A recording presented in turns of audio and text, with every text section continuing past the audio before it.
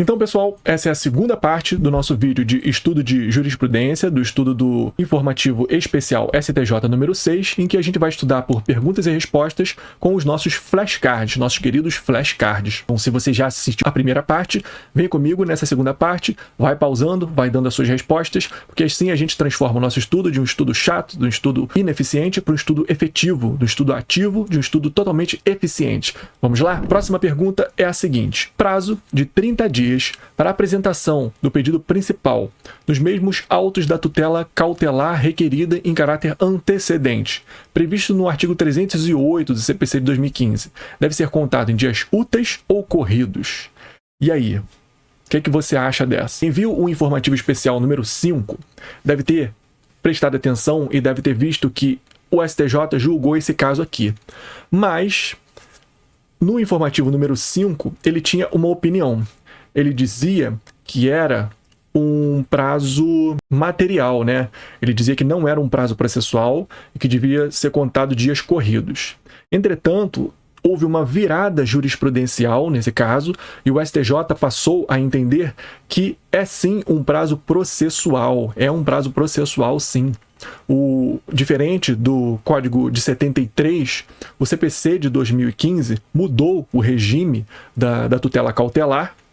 E, com essa mudança, o prazo que era entendido ser de caráter material, contado em dias corridos, passou a ser um prazo processual e deve ser contados em dias úteis. Então, esse prazo de 30 dias da tutela cautelar, ou seja, depois de conseguida a tutela cautelar, a parte tem 30 dias para entrar com o processo principal, para entrar com o pedido principal. Se ela não entrar com esse pedido principal, ela perde a tutela cautelar. A tutela cautelar cessa. E então, esses 30 dias são contados dias corridos ou dias úteis?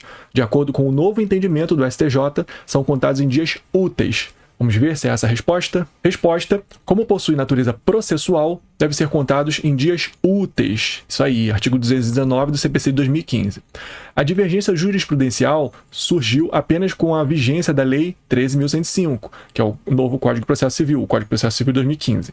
Isso porque, apesar de o artigo 308 do CPC de 2015 corresponder ao 806 do CPC de 73, houve uma importante inovação legislativa com o novo Código, estabelecendo que o pedido principal deve ser formulado pelo autor nos mesmos autos da tutela cautelar deferido. Isso aqui é importante. Esse novo pedido deve ser efetuado nos mesmos autos. Observe-se que o artigo 806 do CPC de 73 determinava que o prazo de 30 dias para a propositura de uma nova ação após efetivada a medida cautelar, enquanto o artigo 308 do CPC de 2015 prevê que o pedido principal deve ser apresentado nos mesmos autos da cautelar, sob pena de cessar a eficácia da tutela concedida. Então essa é a diferença. Antigamente se exigia uma nova ação. Hoje não se exige mais uma nova ação. A parte entra com o pedido nos mesmos autos da tutela cautelar. Logo, pelo Código vigente, não se trata mais de lapso temporal para o juizamento de uma ação, sujeita, por exemplo, aos prazos materiais de prescrição e decadência, mas sim ao prazo para a prática de um ato interno do processo, com a previsão de ônus processual no caso de seu descumprimento. Então, deixou de ser um caso de prescrição e decadência para ser um caso de preclusão, né?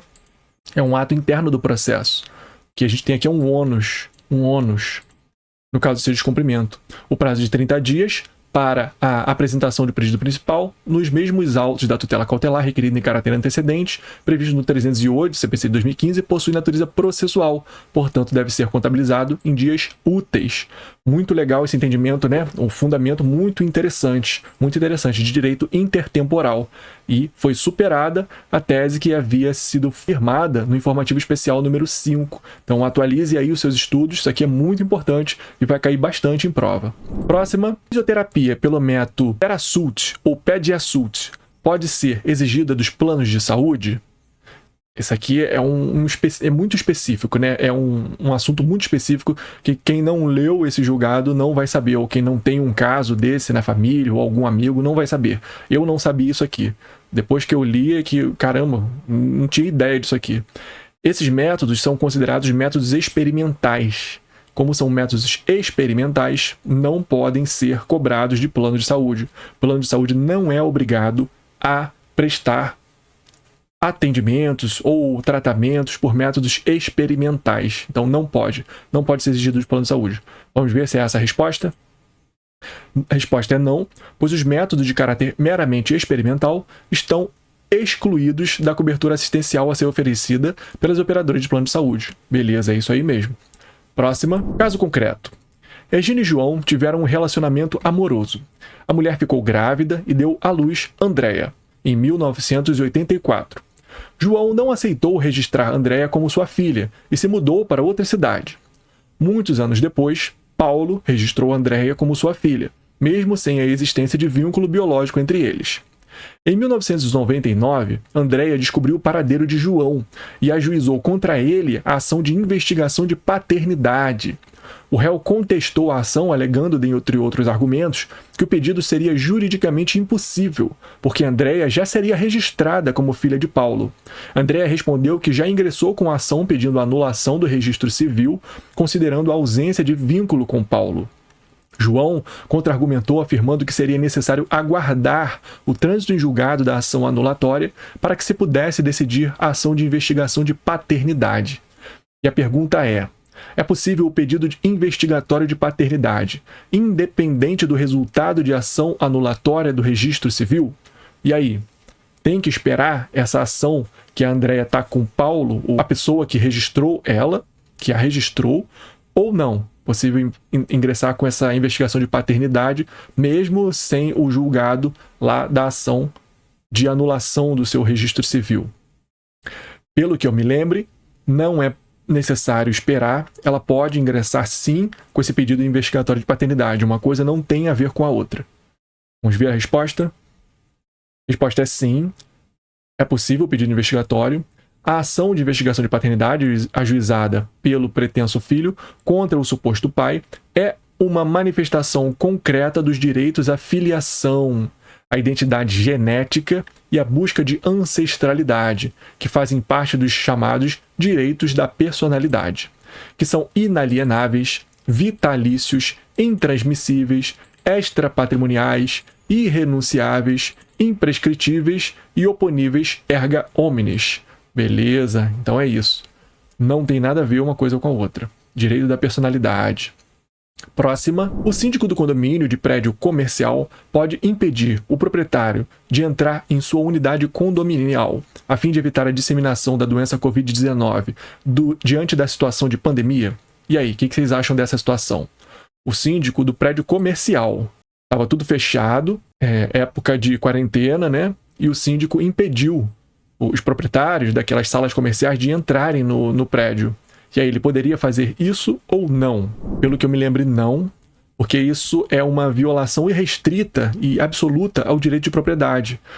E o direito de propriedade, apesar de poder ser restringido, sim, nesses casos excepcionais, não pode ser restringido absolutamente. E essa medida teria sido desproporcional, porque o síndico poderia ter tomado outras medidas. A proporcionalidade, pelo que a gente lembra, né, tem 3 subprincípios: a adequação, a necessidade e a proporcionalidade em sentido estrito. A adequação é se aquela medida pode gerar o resultado atendido, ou seja, aquela medida é adequada para resguardar a saúde das pessoas? Sim. Se sim, a gente passa para o segundo. Necessidade. Aquela medida é necessária, realmente necessária para aquele fim que se está exigindo? Ou seja, não tem nenhuma outra medida que possa ser tomada, que também possa chegar àquele fim pretendido, que é a garantia da saúde das pessoas. E o terceiro, proporcionalidade em sentido estrito. O custo-benefício dessa medida compensa a restrição que ela vai gerar? É uma restrição equivalente, uma restrição proporcional, uma restrição razoável para o prejuízo que ela vai gerar? Se o custo-benefício dela compensa ou não compensa. Essa é a proporcionalidade em sentido estrito. Então, ao analisar a proporcionalidade, a gente tem que passar por essas 3 etapas: adequação, necessidade, proporcionalidade em sentido estrito. Essa medida aí do condomínio do prédio comercial, de impedir o proprietário entrar, ela é adequada? ela realmente protege a saúde das pessoas?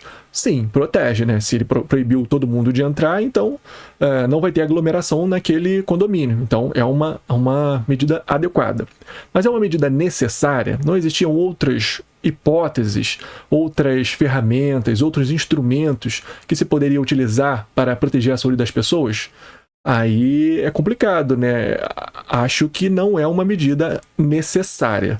Ele poderia ter feito uma agenda em que as pessoas pudessem entrar com hora marcada no prédio, uma pessoa por vez, para que não causar aglomeração.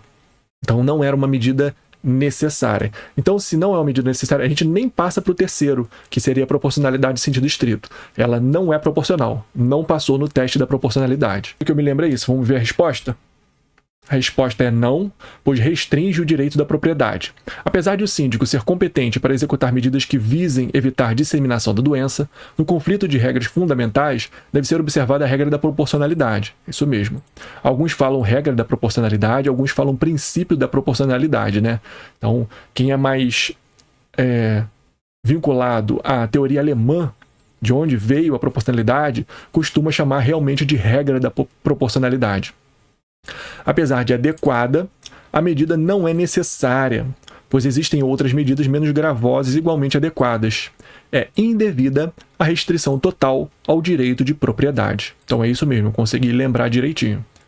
Próxima, é possível o ajuizamento de uso capião de imóvel de instituição financeira em regime de liquidação extrajudicial?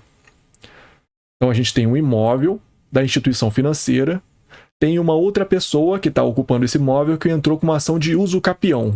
E a instituição financeira está em liquidação extrajudicial. É possível essa uso capião? E aí, o que vocês acham? Pelo que eu me lembro, não é possível, porque esse imóvel tem que entrar no concurso de credores. Ele vai servir para o pagamento de todos os credores. A uso capião, nesse caso aqui, seria uma burla ao concurso de credores.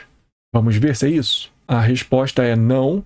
Na liquidação extrajudicial de instituição financeira, a exemplo do que ocorre no processo falimentar, cujas disposições contidas na lei de falência têm aplicação subsidiária, por força do artigo 34, né, 6.024, 74, isso aqui é a lei da liquidação extrajudicial, né, de instituição financeira, ocorre a formação de um concurso universal, para o qual concorrem todos os credores, e no qual se procura garantir-se um tratamento igualitário para a satisfação dos créditos, por intermédio de seu patrimônio remanescente unificado.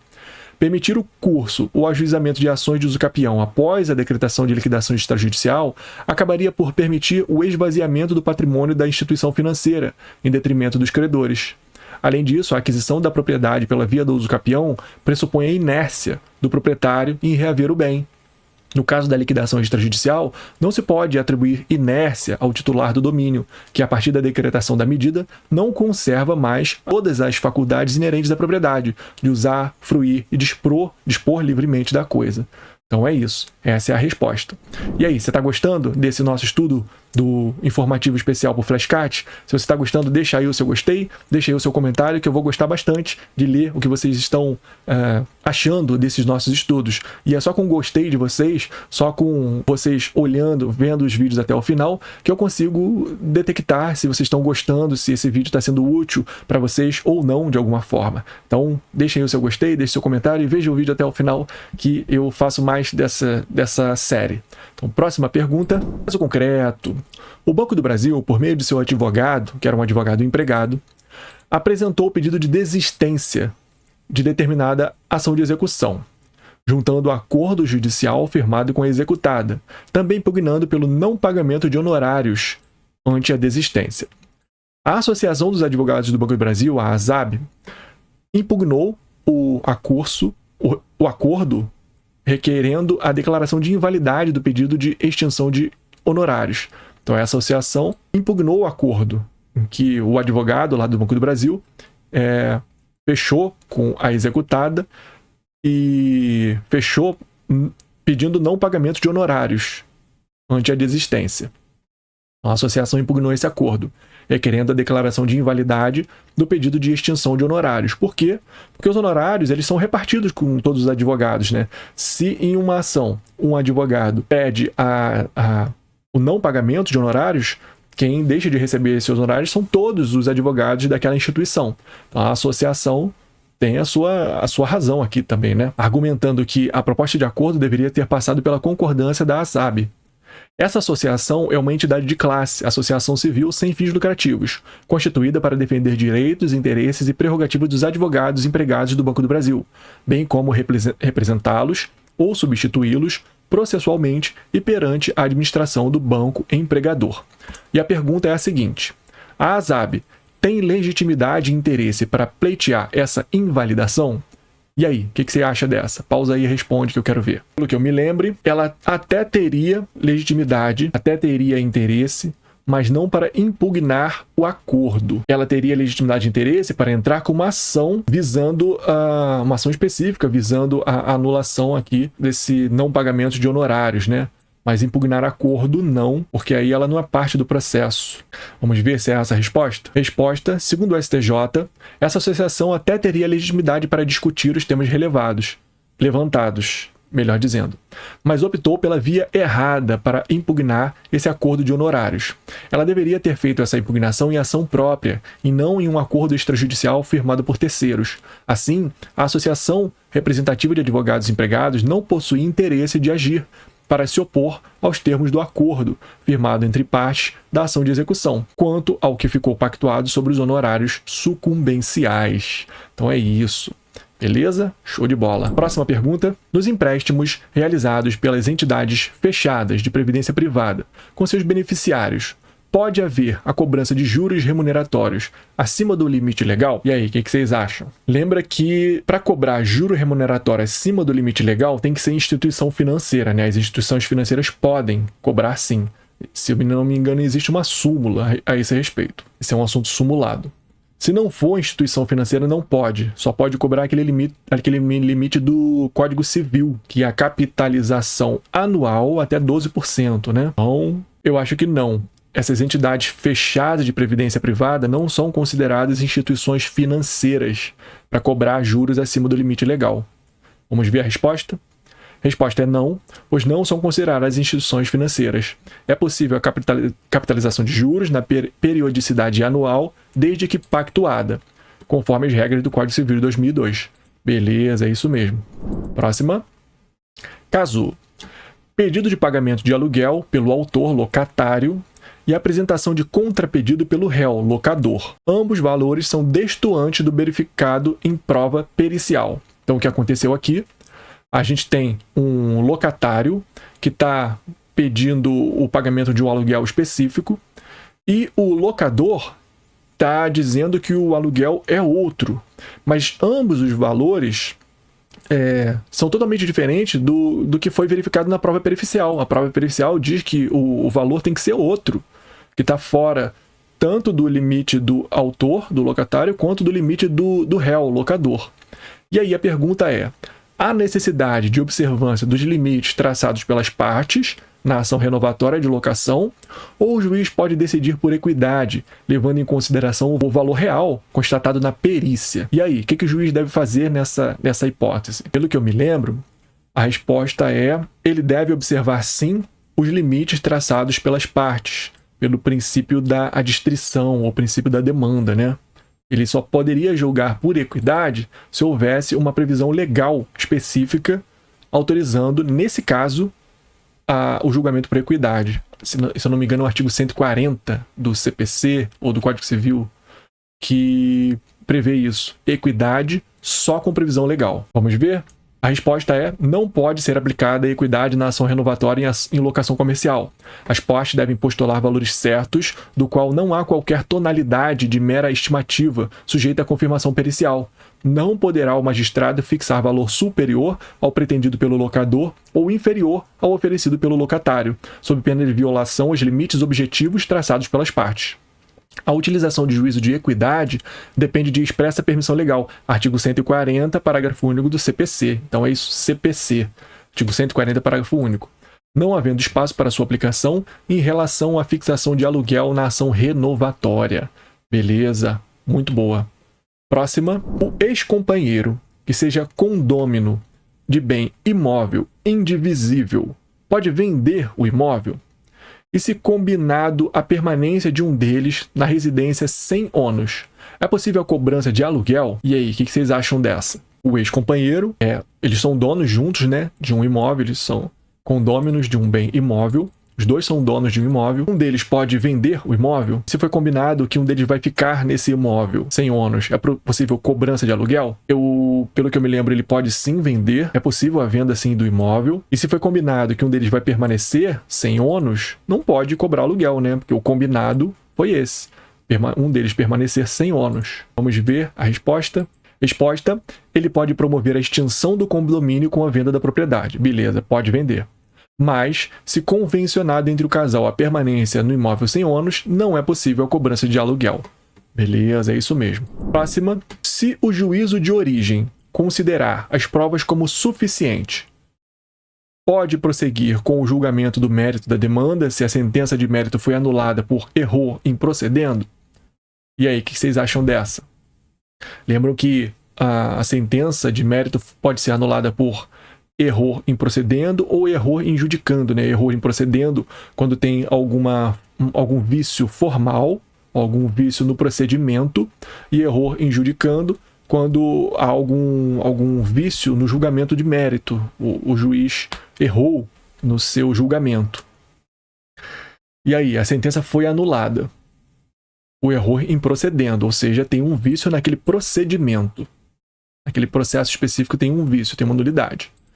E o juiz considerou que as provas são suficientes, as provas do processo estão suficientes.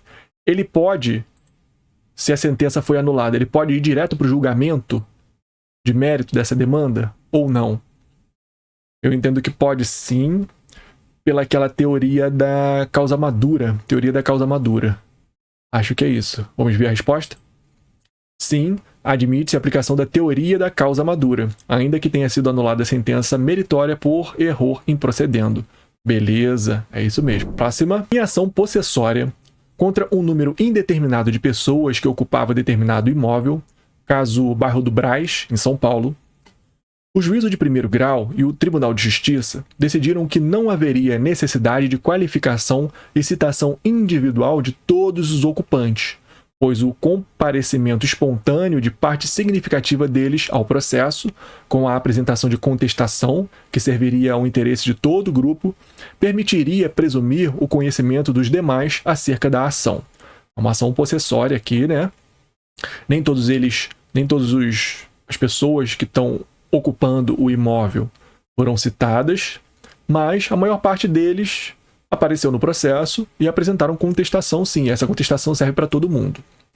Pergunta: se não houver citação pessoal dos ocupantes encontrados no imóvel ou no terreno, e a citação por edital dos demais, nos casos de ação possessória, com grande número de pessoas no polo passivo, haverá necessariamente a nulidade de todos os atos processuais? Bom, pelo que eu me lembro, sim, há essa nulidade, porque a ausência de citação é um vício absoluto, é um vício transrescisório. E, para a ação possessória, o que o CPC prevê é que vão ser citadas pessoalmente os que estiverem no local, e os outros vão ser citados por edital, por jornais, por rádio, por TV, pelos meios da mídia. Então, vai ser publicizado que existe uma ação possessória naquele caso. Então, vai ser divulgado de uma forma mais ampla possível para que as pessoas consigam saber daquela ação possessória e ingressar naquele processo. Se não houver essa citação, o processo é nulo. Vamos ver se é essa a resposta? A resposta é sim. A ausência de citação ou a citação inválida configuram nulidade absoluta, insanável, por ausência de pressuposto de existência da relação processual. Então, o processo não existe. É um pressuposto de existência, nem é um pressuposto de validade, não, é um pressuposto de existência. Para o STJ, o legislador, ao prever que a esmagadora maioria dos requeridos será citada de forma ficta, determinou que a ampla publicidade acerca da existência da ação possessória, por anúncios em jornais ou rádios locais, cartazes e quaisquer outros meios que alcancem a mesma eficácia, nos termos do parágrafo 3º do artigo 554 do CPC. Beleza? Beleza. Próxima. Quando é que incide o princípio da equidade para arbitramento de honorários advocatícios? E é isso, aqui foi um julgado recente, né? E os tribunais, eles aplicavam o arbitramento de honorários quando a causa era muito alta. Para o advogado não receber um honorário muito grande, os tribunais entendiam que aquilo seria um enriquecimento sem causa do advogado. A causa é muito alta, o honorário vai ser muito alto e o advogado trabalhou pouco. Então, significa que isso é um enriquecimento sem causa do advogado. Os tribunais entendiam isso. Mas, pelo que eu me lembro, o STJ definiu que não pode. O tribunal não pode, os juízes e tribunais não podem aplicar isso. Não podem aplicar arbitramento, não podem fixar honorários por equidade quando a causa for alta demais.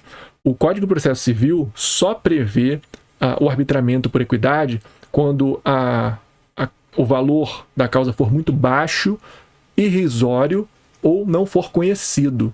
Pelo que eu me lembro é isso. Vamos ver? Resposta.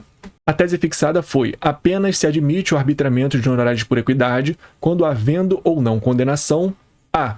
O proveito econômico obtido pelo vencedor for inestimável, proveito econômico inestimável ou irrisório, ou o valor da causa por muito baixo.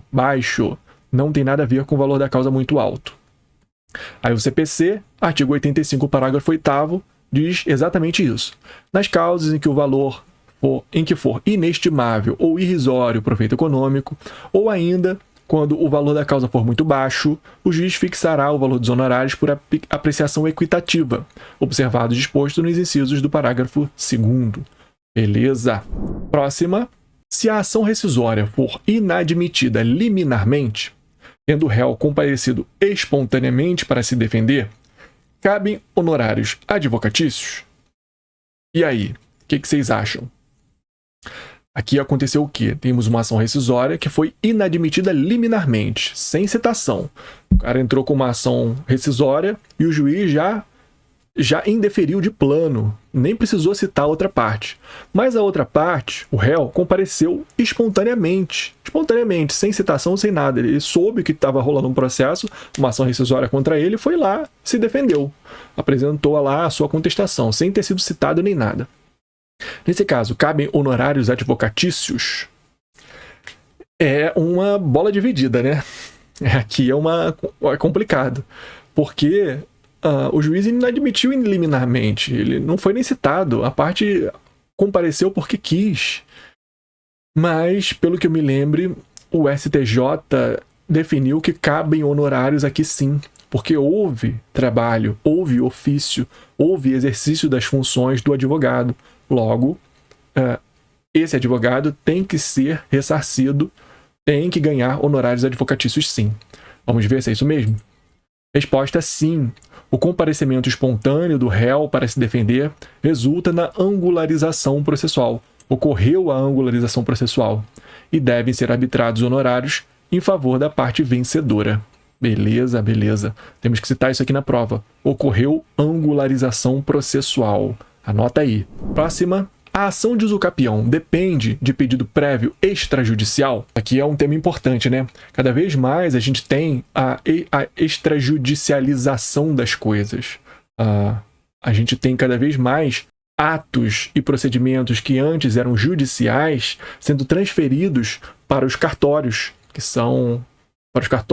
ou a gente tem também a arbitragem, os meios consensuais, a conciliação, a gente tem esses meios extrajudiciais e a justiça multiportas, né, chamada justiça multiportas, em que cada vez mais se enxerga que o judiciário não é e não pode ser a única porta de resolução de conflitos na sociedade.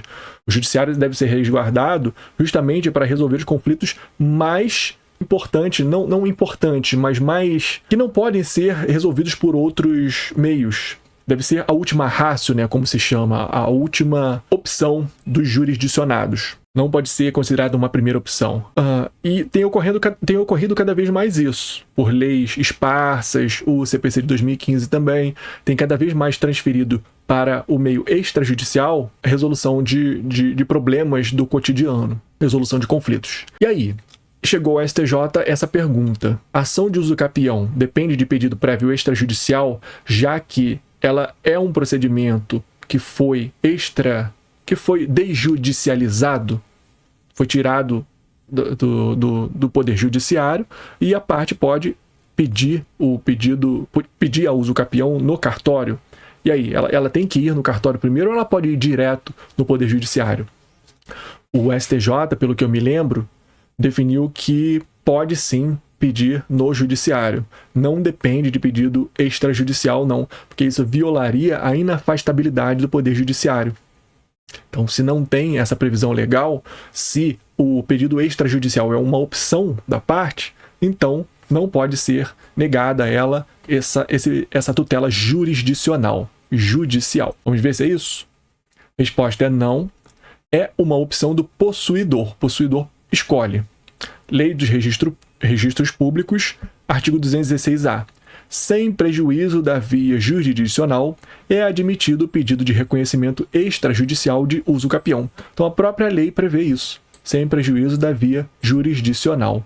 Beleza? Beleza. Próxima.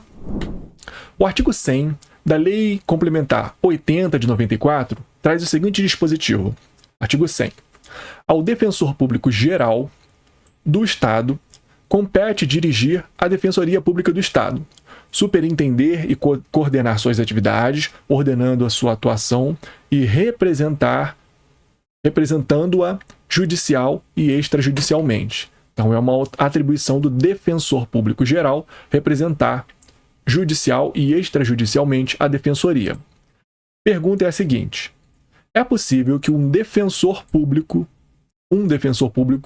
qualquer deles, impetre mandado de segurança em defesa das funções institucionais e prerrogativas de seus órgãos de execução, ou essa é uma prerrogativa do Defensor Público Geral? E aí, o que vocês acham? Considerando aquele artigo 100 ali da Lei Complementar 80. Essa foi uma briga que chegou ao STJ, e pelo que eu me lembro, o STJ entendeu e decidiu que qualquer defensor público pode sim impetrar esse mandado de segurança em defesa das instituições, defesa das funções institucionais e das prerrogativas da Defensoria, pelo princípio da unidade da Defensoria. Então, por esse princípio da unidade, todos os defensores públicos podem sim defender as suas prerrogativas, as suas funções. Esse artigo 100 da Lei Complementar 80 de 94 fere o princípio da unidade da Defensoria. Vamos ver se é isso mesmo? A resposta é: qualquer defensor pode impetrar esse mandado de segurança. O defensor público, atuando em nome da Defensoria Pública, possui legitimidade para impetrar mandado de segurança em defesa das funções institucionais e prerrogativas de seus órgãos de execução, não sendo essa uma prerrogativa restrita ao Defensor Público Geral. O STJ definiu que a restrição do artigo 100 da Lei Complementar 80 de 94 não coaduna com o princípio da unidade, é isso mesmo, que rege a Defensoria Pública. O defensor público, no exercício de suas funções, não age em nome próprio, mas sim em nome da própria Defensoria Pública como um todo. Dessa forma, por exemplo, um mandado de segurança impetrado pelo defensor público na defesa de suas prerrogativas representa a Defensoria Pública defendendo a instituição, não sendo necessária a atuação do defensor público geral. Beleza? Beleza. Show de bola, vencemos mais uma. Isso aí, pessoal. Muito obrigado pela companhia de vocês em mais esse informativo especial. E já que a gente estudou o informativo, agora é hora de estudar esse vídeo aqui que eu vou botar do lado, em que a gente estuda mais por flashcards, esse estudo ativo, esse estudo efetivo e eficiente que a gente gosta tanto. E eu sou fã, né? Vocês sabem que eu sou fã do Remnote, sou fã de flashcards, sou fã de repetição espaçada. É uma forma que eu acho realmente muito eficiente, muito efetiva para memorizar as coisas, para a gente aprender de verdade. E não ficar esquecendo, né? Um dia depois. A gente estuda, esquece tanta coisa. E é um volume tão grande de estudo que a gente precisa para passar nos nossos concursos, né? Que a gente precisa desse estudo. Então eu vou deixar esse vídeo aqui do lado. Assiste esse vídeo para continuar estudando comigo pelos flashcards, porque eu vou gostar bastante da companhia de vocês. Muito obrigado por assistir esse vídeo e até já!